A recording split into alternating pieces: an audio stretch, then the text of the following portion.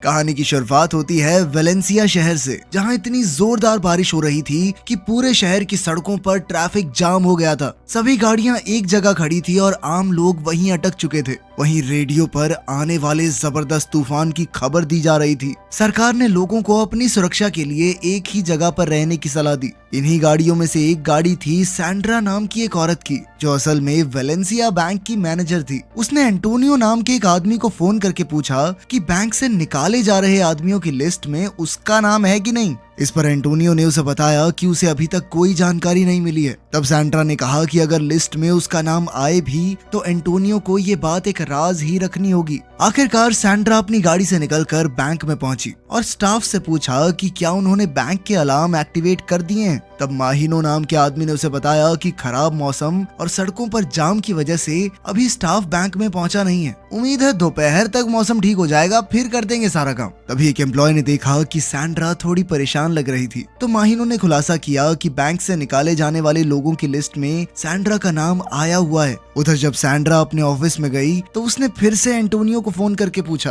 तब उसे पता चला कि उसका नाम सच में इस लिस्ट में आ चुका है, यानी उसकी नौकरी जाना तय है। ये सुनकर सैंड्रा काफी ज्यादा निराश हो गई। उसी समय अचानक हथियार बंद गैंगस्टर्स ने बैंक पर हमला बोल दिया। उनमें से कुछ ने बम वाली जैकेट भी पहनी हुई थी और जल्द ही उन्होंने सभी ऑफिसर्स को अपनी बंदूक से डरा दिया। वहीं दूसरी ओर सैंड्रा इस वक्त अपने ऑफिस में अपने रिश्तेदार वॉकन से बात कर रही थी। उसने वॉकन से मदद मांगी ताकि उसे नौकरी से ना निकाला जाए, मगर वॉकन ने उसे साफ कह दिया कि इसमें वो कुछ नहीं कर सकता। उसी समय अचानक गैलेगो नाम का गुंडा अपने साथी जैक के साथ उसके ऑफिस में घुस गया और उन्होंने सैंड्रा के हाथ पैर बांधकर उसे बंदी बना लिया। इसके बाद वो अपने औजारों की मदद से बैंक की तिजोरी तोड़कर उसमें से पैसे चुराने की कोशिश में जुट गए। इसी के साथ उन्होंने जमीन में एक सुरंग भी बनानी शुरू कर दी, जिसके जरिए वो लूट का सारा माल बैंक से बाहर ले जाने वाले थे। वहीं दूसरी ओर गैंग का लीडर यूरुग्वायो बैंक के सभी लोगों को अपने इशारों पर नचा रहा था ताकि बैंक के बाहर किसी को भी इस डकैती की भनक न लगे। मगर तभी अचानक उसे एहसास हुआ कि एक आदमी ने ऑफिस का अलार्म बटन दबा दिया था। ये देखते ही यूरुग्वायो गुस्से से लाल पीला हो गया और उसने इस आदमी को बहुत बुरी तरह पीटा। फिर उसने पूरे बैंक को बम से उड़ाने की धमकी दी तो एक लड़की ने उसे बम धमाका ना करने के लिए भीख मांगी। लड़की ने कहा कि घर पर मेरा बेटा अकेला है, मेरा इंतजार कर रहा है, प्लीज रहम करो। तब यूरुग्वायो ने उस लड़की से कहा कि अपने बेटे को फोन कर ले, 5 मिनट दे रहा हूँ तुझे। फिर उसने सभी कैदियों को 1.5 मिनट का समय दिया ताकि वो अपने परिवार वालों से बात कर सके। खैर सच तो ये था कि यूरुग्वायो सिर्फ उन्हें डरा रहा था, जबकि असलियत में उसका किसी की जान लेने का कोई इरादा नहीं था। वहीं दूसरी ओर जल्द ही पुलिस को अलार्म सिग्नल मिला और वो समझ गए कि बैंक में चोर घुस आए हैं। फिर डिटेक्टिव डोमिंगो ने बैंक के नंबर पर फोन किया तो एक गुंडे ने फोन उठाया और कहा कि अगर उनका मकसद पूरा होने से पहले पुलिस ने बीच में आने की कोशिश की तो वो सभी कैदियों को जान से मार डालेंगे। अब गुंडों ने कैदियों की जान के बदले पुलिस से एक कार और एक प्लेन की मांग की, मगर डिटेक्टिव डोमिंगो ने कहा कि ये फैसला वो अकेले नहीं कर सकता, क्योंकि इसके लिए उसे बड़े ऑफिसर्स से इजाजत लेनी होगी। खैर बाद में गैलेगो ने अपने बॉस को बताया कि यहाँ से भागने के लिए जो सुरंग उन्होंने बनाई थी वो जोरदार बारिश की वजह से भर चुकी है। अब उन्होंने आधा घंटा इंतजार करने का फैसला किया ताकि तब तक पानी का स्तर कम हो जाए। इस दौरान सैंड्रा ने गैलेगो को बताया कि उसे नौकरी से निकाला जा रहा है। तब उसने गैलेगो को एक खास तिजोरी लूटने की सलाह दी, क्योंकि उसमें ऐसा खुफिया राज छुपा है जिसके बाहर आते ही उनकी जिंदगी बदल जाएगी। मगर सैंड्रा ने शर्त रखी कि अगर वो पैसों का एक हिस्सा उसे देगा तभी वो उस खास तिजोरी के बारे में बताएगी। वहीं दूसरी ओर हम जोन्स नाम के एक नेता को देखते हैं, जो इस वक्त एक हॉस्पिटल में कोमा में था। उसकी पत्नी मारियाना उसके साथ थी और तभी उसने टीवी पर बैंक में चोरी की खबर देखी। ये देखते ही वो बुरी तरह घबरा गई और उसने तुरंत डिटेक्टिव हुलियो को फोन करके पूछा कि क्या ये खबर सच्ची है। हुलियो ने कहा कि मुझे तो अब तक ऐसी कोई खबर नहीं मिली। खैर मारियाना ने बताया कि इस बैंक में उसके पति जोन्स की एक खास तिजोरी मौजूद है। अगर किसी ने भी वो तिजोरी खोल ली तो जोन्स बहुत बड़ी मुसीबत में पड़ जाएगा।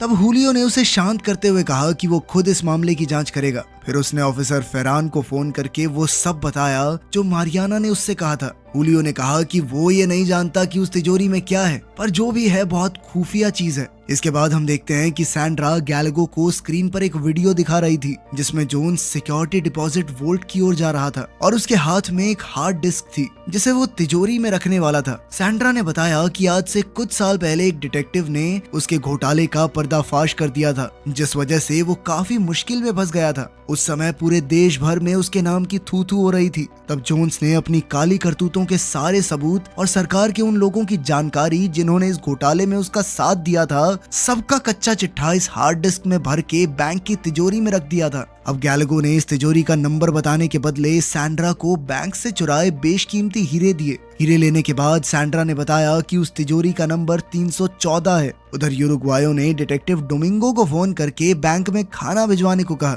यूरुग्वायो ने यह भी कहा कि खाने में कुछ मिलाने की गलती मत कर देना क्योंकि पहले इन कैदियों को खिलाऊंगा फिर खुद खाऊंगा, समझा। कुछ समय बाद गैलागो ने देखा कि सुरंग में पानी का स्तर बढ़ने लगा था, इसीलिए उसने तुरंत अपने साथियों से कहा कि उन्हें जल्द से जल्द अपना मिशन पूरा करके यहाँ से निकलना होगा। इधर पुलिस ने बैंक को चारों ओर से घेर लिया था। तब गुंडों ने बैंक में काम करने वाले कुछ लोगों को बॉम्ब्स वाली जैकेट पहनाकर खड़ा कर दिया। उन्होंने धमकी दी कि अगर वो जरा से भी हिले तो बॉम्ब धमाका हो जाएगा। फिर गैलागो उसी जगह पहुंचा जहां सेफ्टी डिपॉजिट बॉक्सेस रखे हुए थे। उसने अपने साथी को बताया कि जोन्स के बॉक्स का नंबर 314 है। ये सुनकर उसके साथी को लगा कि गैलागो उन्हें धोखा दे रहा है क्योंकि वो यहाँ सिर्फ एक यही बॉक्स चुराने के इरादे से आया था। अब वो बाकी सबको भी यही बताने जा रहा था कि गैलागो यहाँ किसी और मकसद से आया है कि तभी गैलागो ने उसे समझाया कि इस बॉक्स के बारे में मुझे सैंड्रा ने बताया है। पर फिर भी बाकी की गैंग ने कहा कि इससे पहले कि सुरंग में पानी भर जाए उसे तुरंत सुरंग में जाना होगा।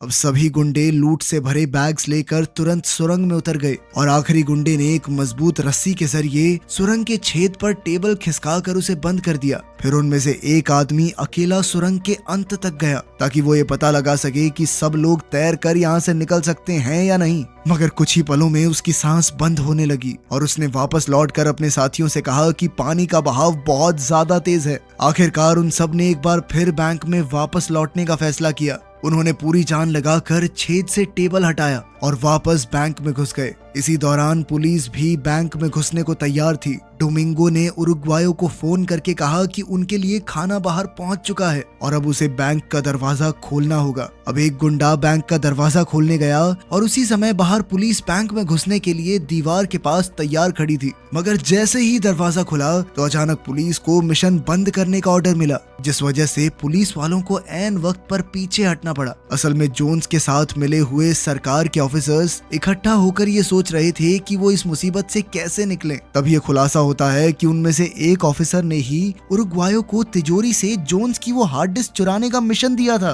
ताकि वो खुद को बचा सके। उस समय फैरान और उसके साथी काफी गुस्से में आ गए क्योंकि उसने बिना किसी से पूछे ये फैसला लेकर बहुत बड़ी गलती कर दी थी। अब उन्होंने पाओलो नाम के एक डिटेक्टिव की मदद लेने का फैसला किया क्योंकि उन्हें इस आदमी पर पूरा भरोसा था। उन्होंने डिटेक्टिव पाओलो को गुंडों से हार्ड डिस्क लेकर फैरान तक पहुंचाने का मिशन दिया। वहीं दूसरी ओर गुंडों की गैंग ने हिसाब लगाया कि जब तक उनके पास जोन्स का बॉक्स है तब तक वो सुरक्षित हैं और इसी की मदद से वो ऑफिसर्स को ब्लैकमेल भी कर सकते हैं। जब उरुग्वायो को पता चला कि गैलागो को बॉक्स का नंबर सैंड्रा ने बताया था तो वो समझ गया कि गैलागो ने उसे बदले में जरूर कोई कीमती चीज दी होगी। अब वो गुस्से से भरकर वहां से निकल पड़ा और उस बाथरूम का दरवाजा जोर जोर से खटखटाने लगा जहां सैंड्रा छिपी हुई थी। उरुग्वायो गुस्से में अपना आपा खो बैठा और उसने सैंड्रा पर हमला करके पूछा कि उसे बॉक्स नंबर बताने के बदले में क्या मिला है। मगर जल्द ही गैलागो भी वहां आ गया और वो उरुग्वायो से हाथापाई करने लगा। असल में वो इस बात से गुस्सा था कि उरुग्वायो ने उस कीमती बॉक्स के बारे में जानते हुए भी सबसे ये बात छुपा कर रखी।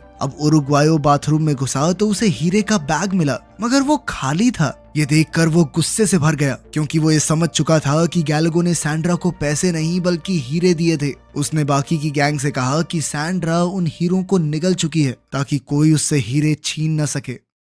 दूसरी ओर हम देखते हैं कि लोको नाम का गुंडा हार्ड डिस्क में छुपी हुई फाइल्स निकालने की कोशिश कर रहा था, लेकिन उसके सामने एक चेस की गेम आई जिसमें एक पजल भी थी। जैसे ही उसने एक गलत कदम उठाया तो अचानक हार्ड डिस्क का सारा डेटा अपने आप डिलीट हो गया। उसने डेटा वापस लाने की बहुत कोशिश की पर कोई फायदा नहीं हुआ। कुछ ही देर बाद डिटेक्टिव पाओलो इस केस के काम पर लग गया और उसने बैंक में फोन किया तो उरुग्वायो ने फोन उठाया। पुलिस ने बैंक को चारों तरफ से घेर लिया था और उरुग्वायो इस बात से काफी गुस्से में था क्योंकि अब उसकी गैंग का यहाँ से निकलना मुश्किल हो गया था। खैर पाओलो ने कहा कि अब से इस केस को वो हैंडल करेगा। उसने कहा कि वो उरुग्वायो से खुद मिलना चाहता है क्योंकि वही गैंग का लीडर था, लेकिन उरुग्वायो ने इससे इनकार कर दिया क्योंकि उसे डर था कि पुलिस उसे मार डालेगी। लेकिन जब पाओलो ने वादा किया कि उस पर कोई गोली नहीं चलाएगा, तब जाकर उरुग्वायो उससे बैंक के दरवाजे पर मिलने को राजी हो गया। जब उरुग्वायो उससे मिलने के लिए बाहर आया तो पाओलो ने कहा कि वो उसकी यहाँ से बाहर निकलने में मदद करेगा,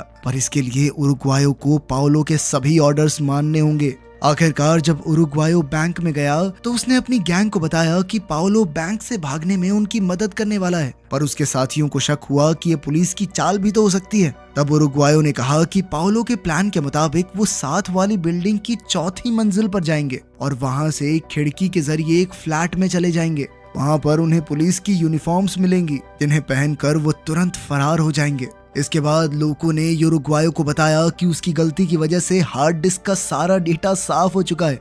ये सुनते ही उरुग्वायो गुस्से से भर गया और उसने लोगों को बुरी तरह पीटा। तभी ऐन वक्त पर गैलागो ने वहां आकर उरुग्वायो को शांत करने की कोशिश की, पर जैसे ही उसे सच्चाई पता चली तो उसने भी लोगों को बहुत पीटा। उन्हें एहसास हुआ कि यहाँ से निकलने का आखिरी जरिया भी उनके हाथ से निकल चुका था।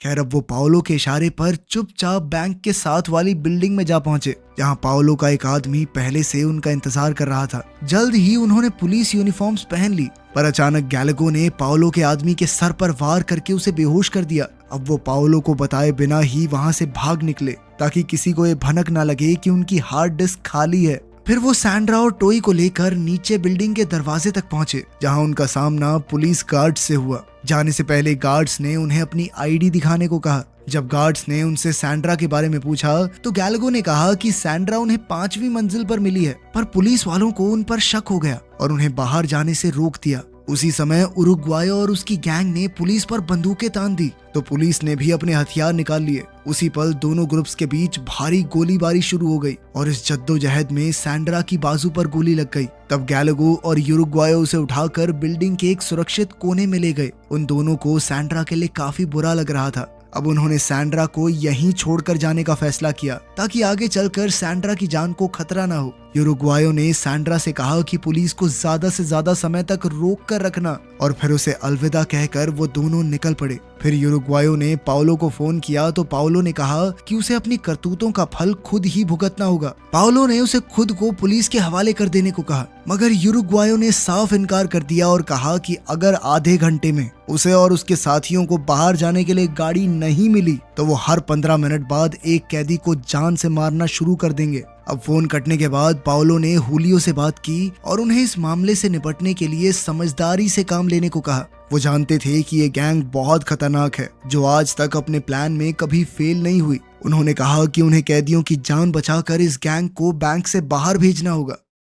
उधर उरुग्वायो गैलागो के साथ सेफ्टी डिपॉजिट वॉल्ट रूम में बैठा था तो उन्होंने जो कुछ भी हुआ उसके लिए एक दूसरे से माफी मांगी। उन्होंने एक दूसरे को अपनी तरफ की कहानी बताई और जल्द ही वो दोनों एक साथ हंस रहे थे। वहीं दूसरी ओर लोको को एक कैदी से प्यार हो गया। वैसे ये लोको उल्टे ही काम कर रहा है सारे मिशन में। खैर इसके बाद वो उस लड़की को एक सुनसान जगह पर ले गया। उसने इस लड़की को अपने लूट के माल से काफी सारा पैसा दिया और कहा कि वो इसकी मदद से अपना कर्ज चुका सकती है। लोगों ने कहा कि उसने ये पैसे एक भ्रष्ट नेता की तिजोरी से चुराए हैं जो आम लोगों के पैसे चोरी करके अपने खजाने भर रहा है। आखिरकार उस लड़की ने पैसे लेकर अपने कपड़ों में छुपा लिए और कमरे से बाहर चली गई। इधर उरुग्वायो और उसकी गैंग को लग रहा था कि चीजें उनके प्लान के मुताबिक नहीं हो रही तो उरुग्वायो ने एक तरकीब निकाली। उरुग्वायो ने पाओलो को फोन करके कहा कि वो एक सरकारी ऑफिसर से बात करना चाहता है। जब पाओलो ने इसकी वजह पूछी तो उरुग्वायो ने कोई जवाब नहीं दिया, बल्कि उसने धमकी दी कि अगर उसकी मांगे पूरी नहीं हुई तो वो किसी कैदी की जान नहीं लेगा, बल्कि अब वो जोन्स की उस हार्ड डिस्क का सारा डेटा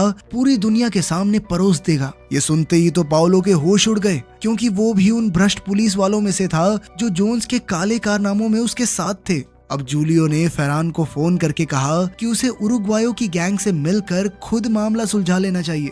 अब फेरान के पास कोई चारा नहीं था, इसीलिए वो राजी हो गया। जब वो उरुग्वायो और गैलगो से मिला तो उसने हार्ड डिस्क के बदले उन दोनों की सजा कम करवाने का वादा किया, पर उन्होंने फरहान से कहा कि वो अपने चुराए हुए पैसों से देश छोड़कर भागना चाहते हैं, जेल में नहीं जाना चाहते। उन्होंने झूठ कह दिया कि उन्होंने हार्ड डिस्क में फरहान और उसके साथियों की वीडियोस देख ली हैं। अब उरुग्वायो ने उसे जल्द से जल्द गाड़ी लाने को कहा जो उन्हें बैंक से बाहर ले जाएगी। उधर हम देखते हैं कि हॉस्पिटल में सैंड्रा का इलाज चल रहा था। तभी फरहान की सेक्रेटरी उससे मिलने आई और गैंग के बारे में कुछ सवाल पूछे। सैंड्रा ने कुछ गुंडों के नाम बता दिए। उसने ये भी कहा कि वो गुंडे एक दूसरे पर भरोसा नहीं करते, तो उनके बीच में लड़ाई डालना ज्यादा मुश्किल नहीं होगा। इधर फरहान ने उरुग्वायो को फोन करके कहा कि वो हार्ड डिस्क की वीडियोस देखना चाहता है, लेकिन जब उरुग्वायो ने इससे इनकार कर दिया तो फरहान को उस पर शक हो गया कि वो झूठ तो नहीं बोल रहा। फरहान ने कहा कि मैं जानता हूँ तुम्हारे पास कोई वीडियो नहीं है। फिर उसने अपने बॉस को ये सारा मामला समझाया तो उन्होंने बैंक में घुसकर गैंग को गिरफ्तार करने का फैसला किया।